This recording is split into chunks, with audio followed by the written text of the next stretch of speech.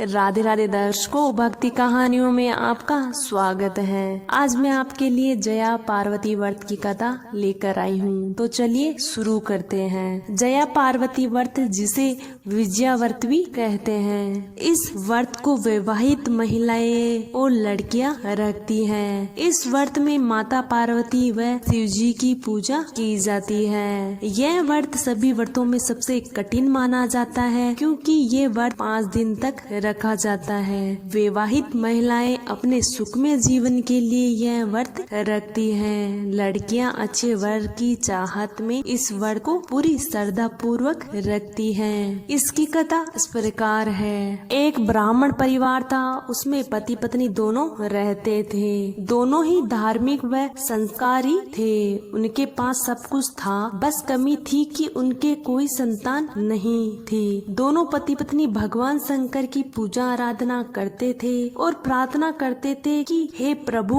हमें संतान की प्राप्ति हो। भगवान शिव उनकी भक्ति से खुश हुए और एक दिन उन्हें दर्शन देकर कहा कि पास के जंगल में मेरी एक मूर्ति है, जिसकी कोई पूजा नहीं करता है। तुम जाओ और पूजा करो।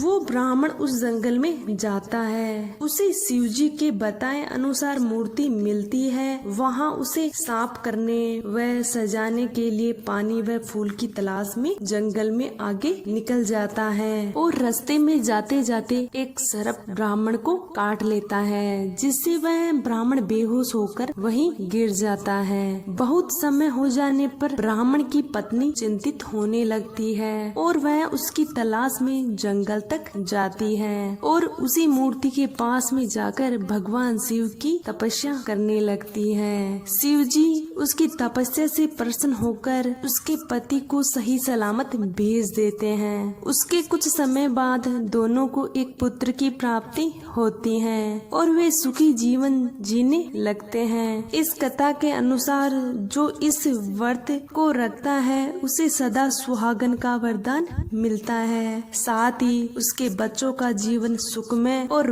वैवाहिक जीवन आनंदमय रहता है। कथा समाप्त।